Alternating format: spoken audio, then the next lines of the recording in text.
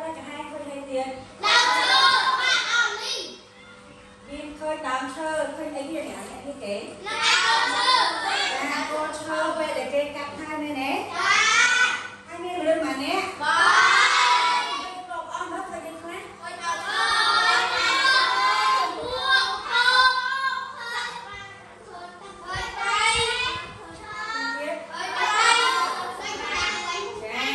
viên khơi bày sơ khơi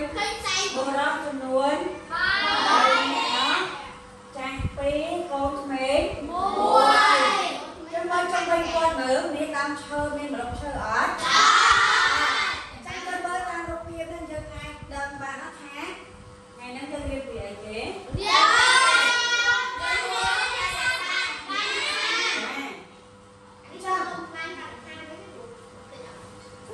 vâng đây là hai tháng tại tháng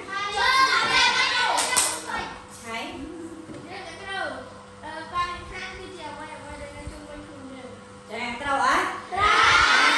con tranh con chọn chắc vậy khang cơ chia quay với đây nơi chụp mình luôn chắc nghĩ nhân cho đi về cái đây đâu mình khăn gì khâu gì hả mê đi ấm chắc nghĩ nhân cho mê đi ấm nán bạn đâu mê đi á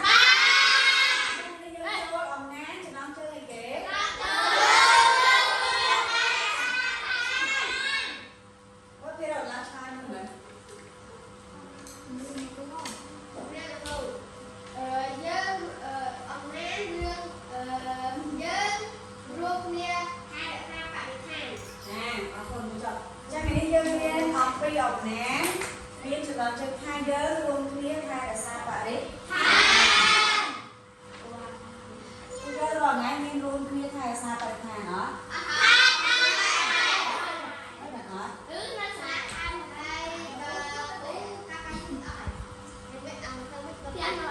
hơi rót ngay ai đặt trang sao đặt bài hả nè đặt miên là xây nóng nè đại kế đặt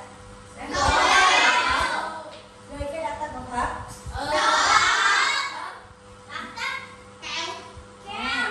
đơn nhằm chỉ kéo hai nấn tật đọt và xây ở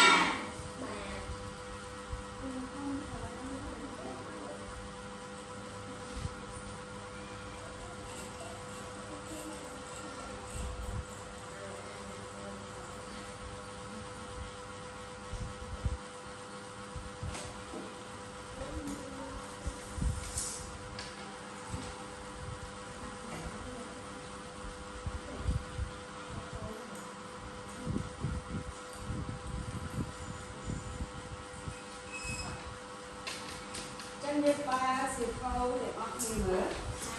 qua đi mẹ cho mẹ ba mẹ luôn con đi nha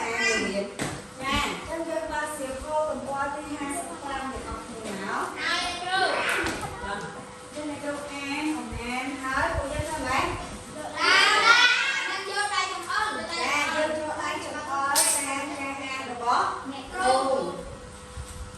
hai nào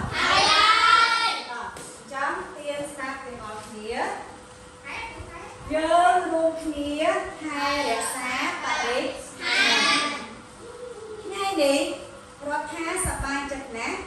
cây đang ở cục kế còn bông chi rất lớn có đồng áo từ các sắp hát rồi có lục càng kỳ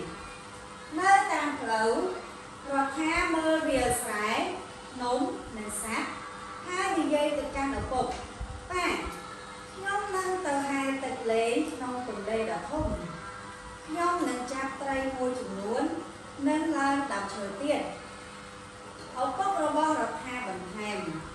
ហើយជីលើក្នុងក្របីចាប់កង្កែបនិងបេះផ្លែឈើដោយប៉ាធ្វើការពីក្មេងបន្ទាប់ពីធ្វើដំណើរយ៉ាងយូរពួកគេក៏បានទៅដល់កសិដ្ឋាននោះលោកតានិងចៅសប្បាយចិត្តណាស់នៅពេលបានជួបគ្នាប៉ុន្តែបន្តិចក្រោយមករដ្ឋាបែរជាក្រៀមក្រំចង់យំទៅវិញតើមកពីមូលហេតុអ្វីរដ្ឋាដឹងថា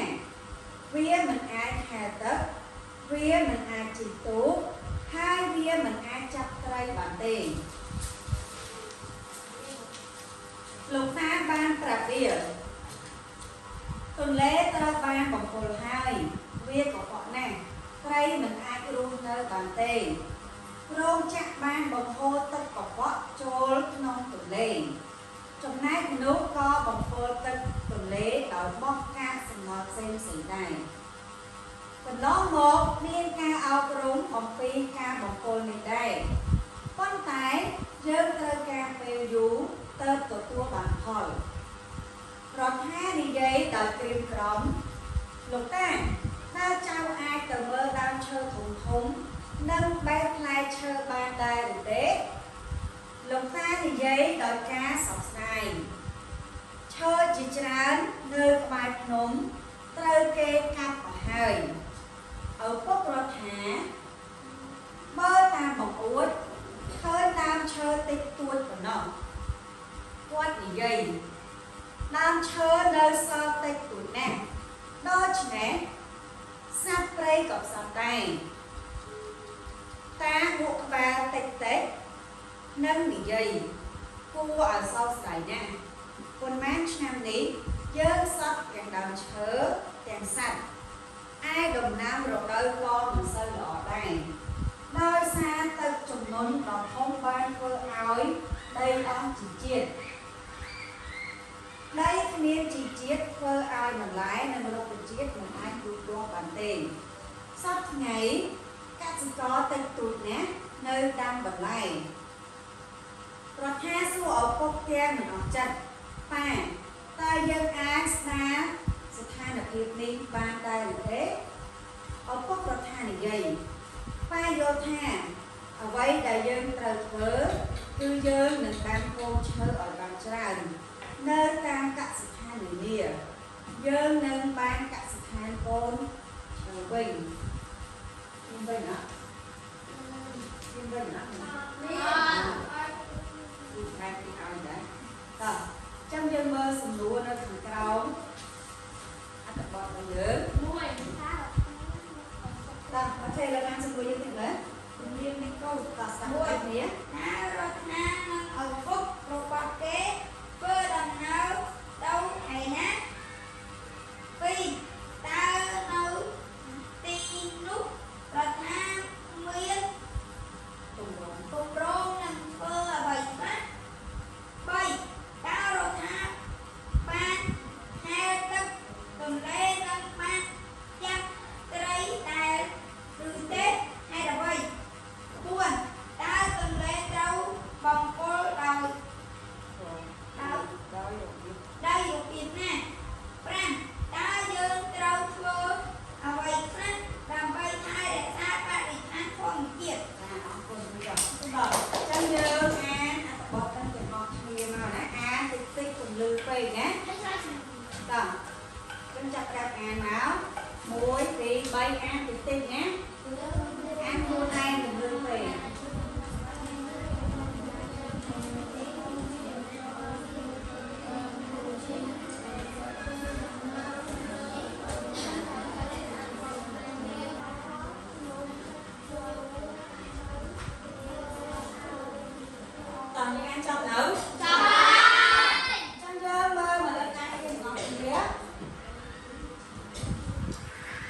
អូខេមាន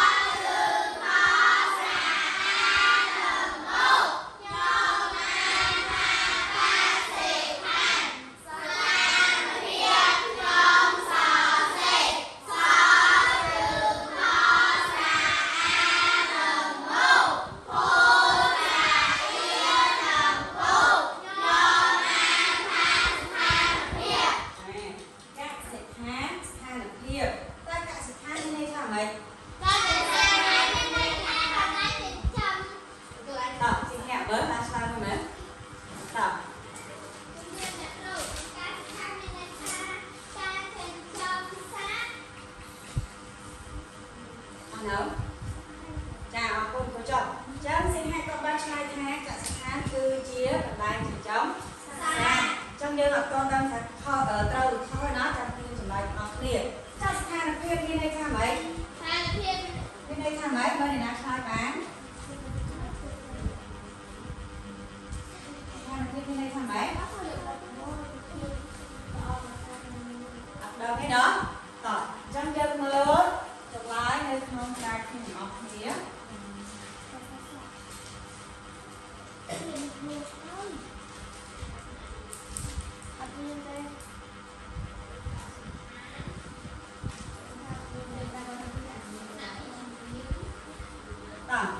rồi, bây giờ hạ dệt hen, cơ chế kế, và lại chấm chấm, xin hát sai tao á, cái đây xin hát môi lưỡi, tất cả các hát cơ chế còn lại chấm chấm, trong hai là biết bên đây là máy tao mơ thì học nghĩa.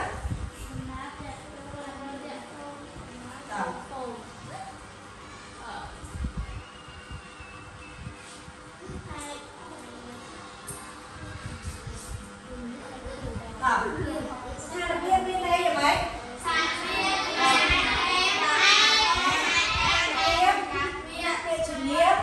Hai thế đồng na tốn hai cá đại ca thiên lớn tôi đại ca thiên bật bé rồi anh đã ăn giá cái bé ăn cùng được cái nữa trường điểm là kêu việc ủy ba cả sẽ tham nên sẽ tham là phiền cùng giờ việc cả sẽ tham hai phiền chiến liên còn lại sẽ chấm ra sẽ tham là phiền hai phiền chiến liên hai thế đồng là tôm hai cá đại ca miên bật ra cả ông cô được chưa đơn việc kêu việc ủy ba cả sẽ tham nên tham là phiền đồ việc cả sẽ tham cả vì nếu còn lại cũng chấm ra tham là phiền cả vì nếu hai thế đồng là tôm hai cá đại ca lao miên bật ông cô được chưa rồi chân nhớ em ông man dơ và đòn tiết trong mấy hai lần sống hai cái óc như nó a để lư của ba này nè lư về đỏ cuối tí mấy nhớ luôn tiết hai xá bảy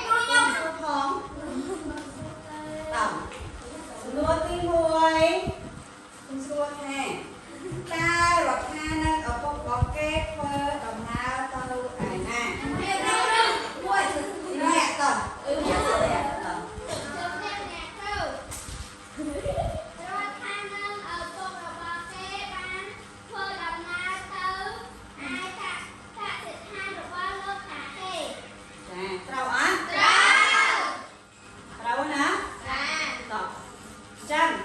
giờ tiêm chủng lá cho lên ta kia để con biết ta gì nhẹ sai đâu được không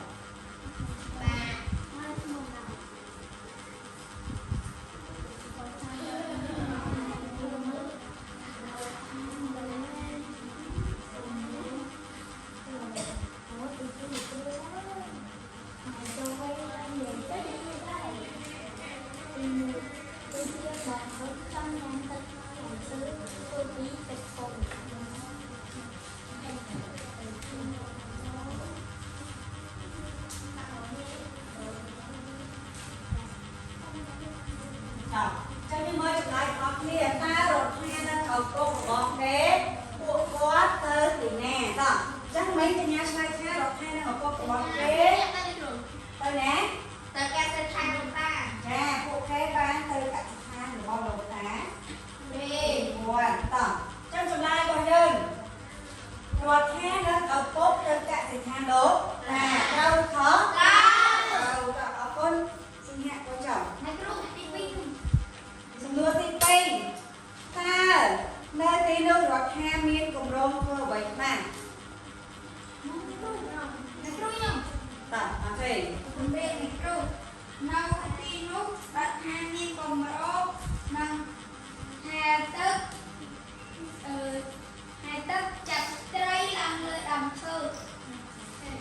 nấu chắc mà chơi qua chơi cha hoặc hai miền cùng rong về này từ đó chặt hai lục tài có gọi miền cùng rong chặt tới hai tết nến làm đám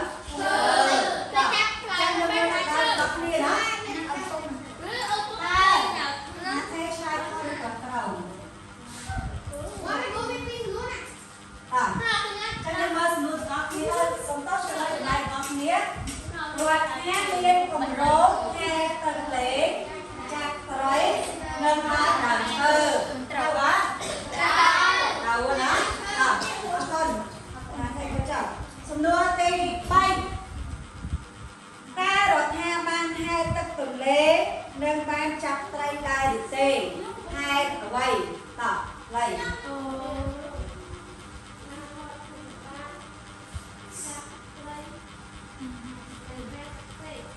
ấy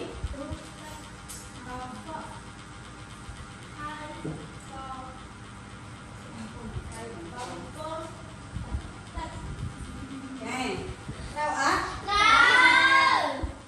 chắc lột hai bạn đang chặt ở đây nhưng hai tất á đây để sai kế có quá đấy ai luôn đấy còn trong điều mới để nói cho mọi người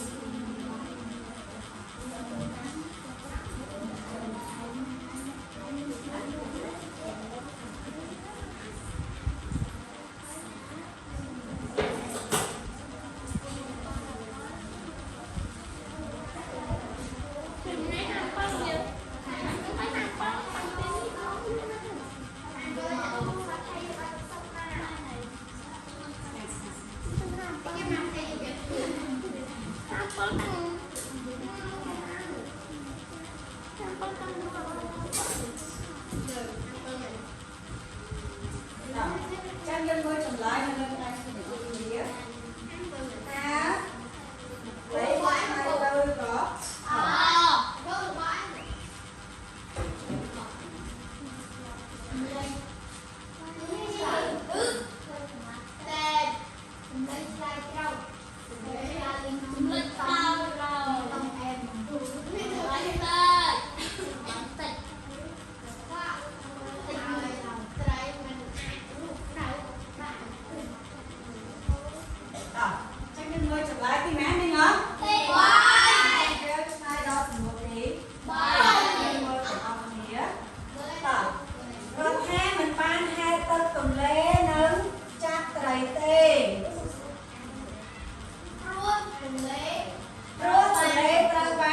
ពល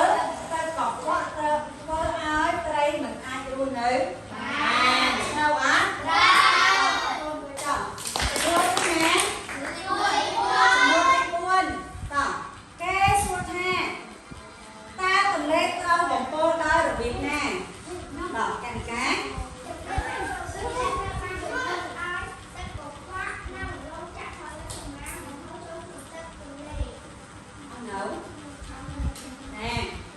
ទន្លេ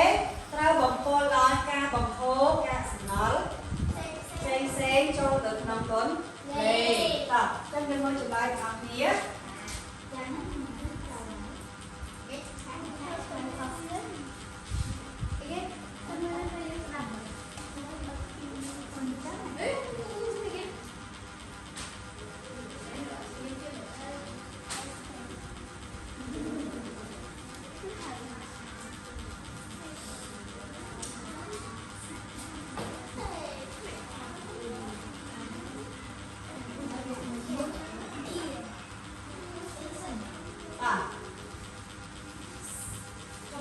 ប្អូន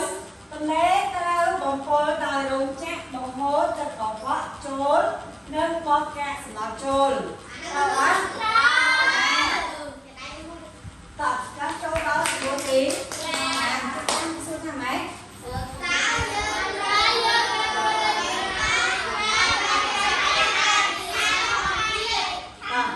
យើងទៅធ្វើដូចតែថាដើម្បីថែរក្សាបរិស្ថានធម្មជាតិ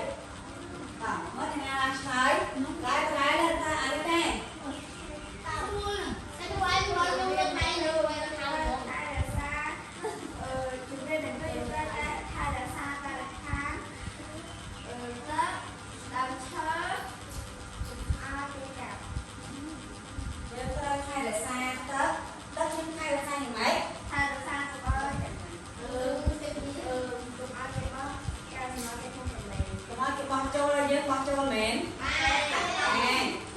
យើងមិនត្រូវបោះចោលកាកសំណល់ផ្សេងចូលទៅក្នុងទឹកឬក៏ជុំវិញបរិស្ថានទេណាកន្លែងណាក៏ដោយក៏យើងមិនត្រូវបោះសម្រាមចោលដែរចាំមើលចម្លើយរបស់គ្នា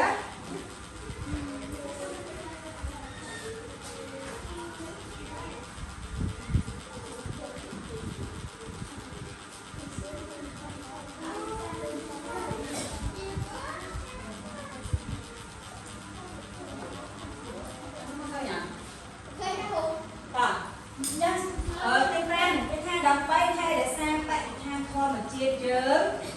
ត្រូវកុំចោលកាកសំណល់ទេណាអភិរក្សព្រៃឈើសត្វព្រៃនិងថែរក្សាប្រភពចឹងព្រៃឈើដើម្បីឲ្យវាគង់អរគុណដើម្បីឲ្យព្រៃឈើយើងគង់យើងធ្វើម៉េចយើងត្រូវថែរក្សាបើសិនជាយើងចាំបាច់កាត់ហើយយើងត្រូវធ្វើម៉េចចាយើងក៏ដាំកូនឈើឡើងវិញចាប់ទឹករបស់យើងនេះជាប្រភពចាំបាច់បំផុតជាងគេនៅក្នុងជីវិតរបស់យើងណាតែគេថានិយាយថាអត់បាយបានតែអត់ទឹកអត់បានទេណាអត់បានមួយថ្ងៃបានតែអត់ទឹកមួយថ្ងៃគឺអត់បានទេណាចឹងដើម្បីឲ្យប្រភពទឹកយើងបានស្អាតយើងកុំបោះកាកសំណល់ផ្សេងចូលទៅក្នុងប្រភពចាសត្វព្រៃយើងមកវាពីវាម៉េចកាពីវាម៉េចសត្វព្រៃសត្វព្រៃយើងយកដាក់អន្ទាក់វាកុំបោបាញ់វាអញ្ចឹងយើងចូលការពារនិងអភិរក្សសត្វព្រៃរបស់យើងអត់ទាំងពីយល់ពាក្យទាំងសម្លាញ់ចូលក្នុងសភៅយើងណារយៈពេល10 ទីចឹងណាចឹងយើងកត់ហើយនៅអញ្ចឹងយើងបែងចែកក្រុមជាចា៎តោះជា5ក្រុមតោះណាគុំបន្តិចតោះតែមុននឹងបែងចែកក្រុមចូលទៅមើលលំហាត់ទាំងអស់គ្នានៅទំព័រទី57ឃើញអត់ចំណុចក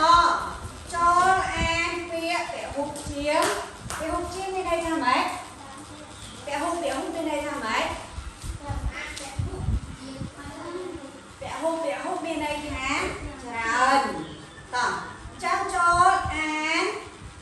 ដែលមាន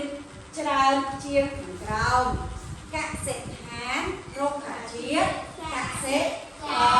តោះអានទាំងអស់គ្នា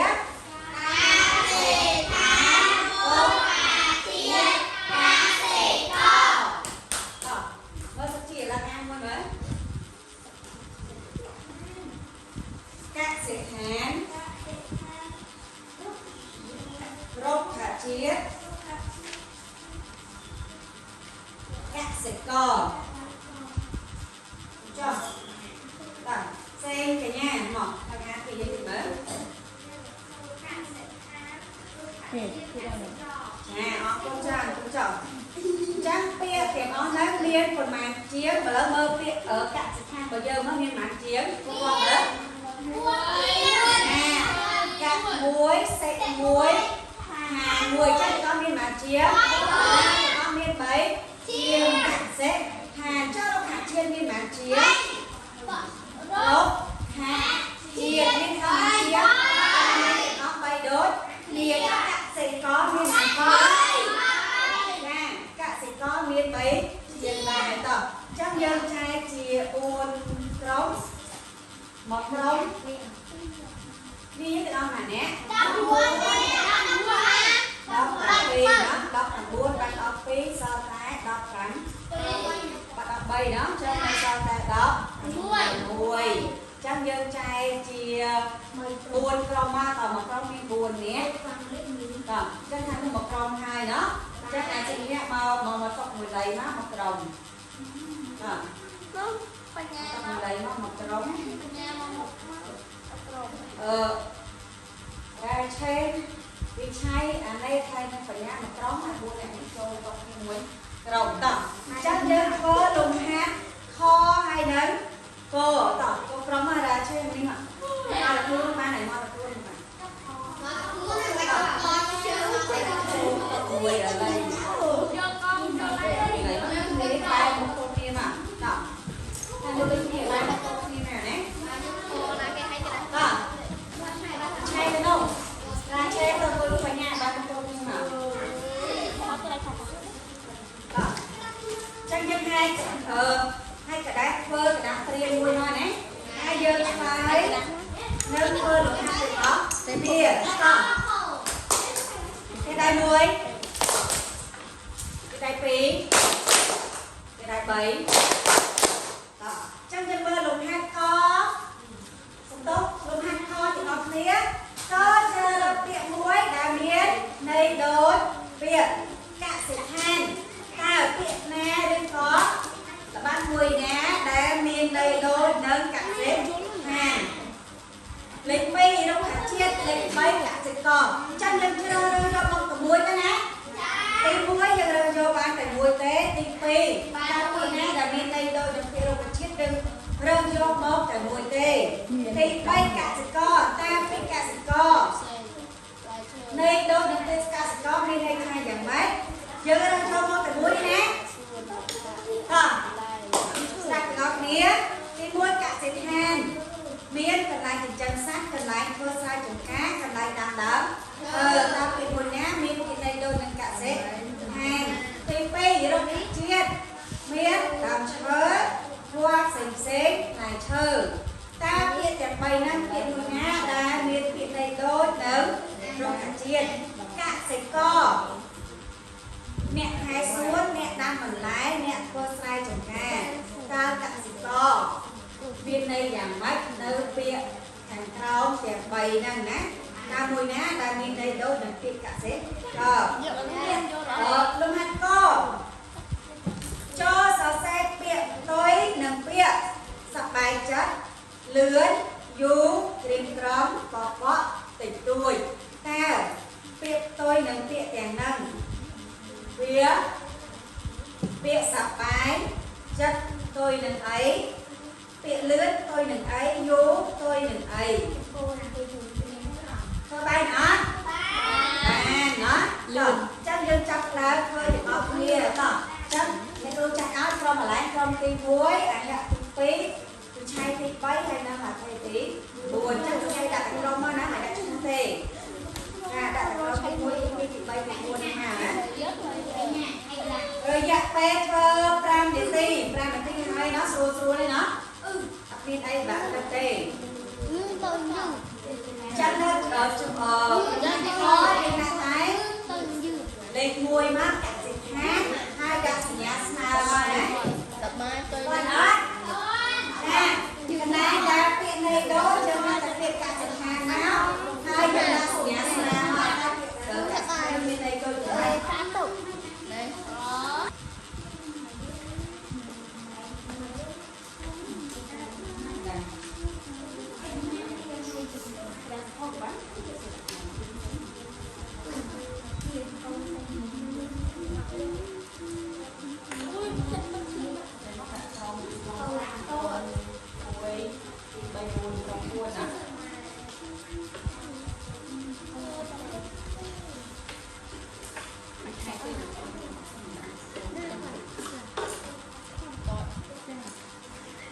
យៈពេល5នាទី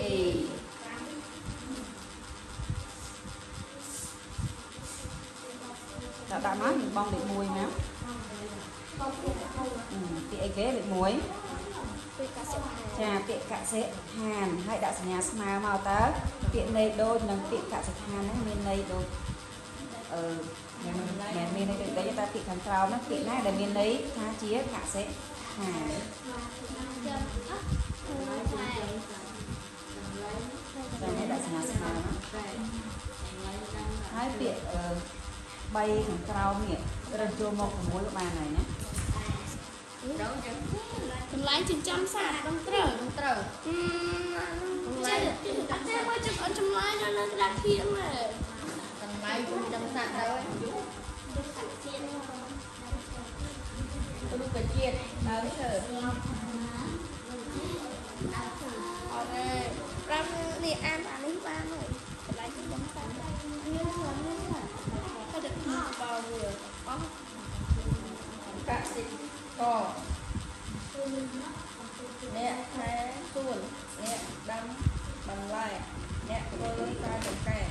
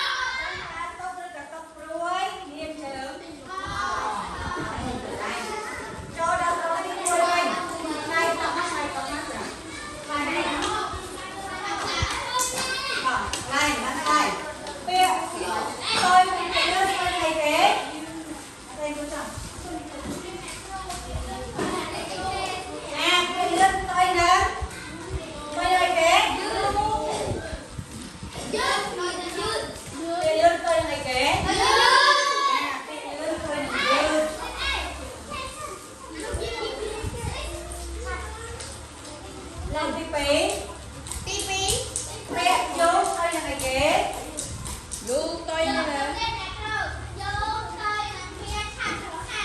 ពាក្យយោទៅនឹងពាក្យឆាប់រហ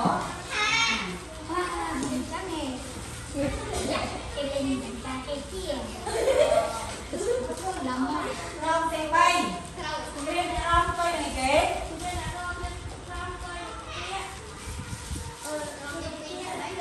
ចាអរគុណច្រើនទៅចង់ចាំរៀនរំទៅនឹងពាក្យនេះរៀន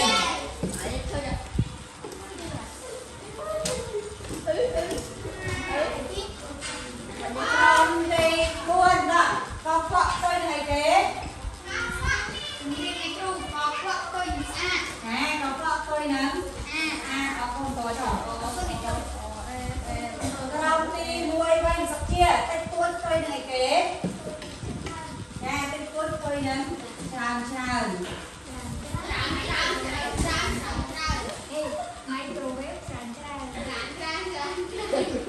អរគុណទៅចាំពេលទៅផ្ទះវិញ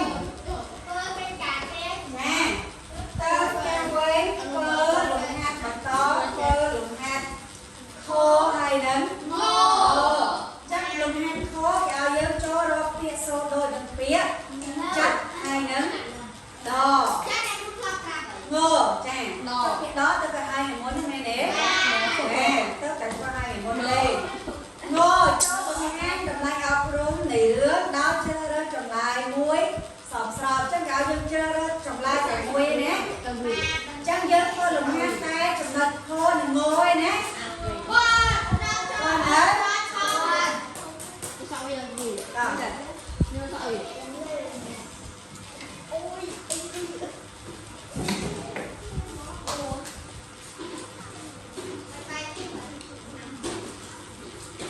rồi em đi chơi đi gì đi chơi làm phim đi này chị dạ dơ luôn nhé hai là sai bà đấy ở con tôi cho chắc đặt bay cho luôn hai là sai bảy hai này là thơm mấy cà phê pressure đặt trái ấy biết nè hai nâng cà phê bật hốt đặt bấy còn áo bom hỏi đất tôi luôn tập chia để không phải làm chạy về một đó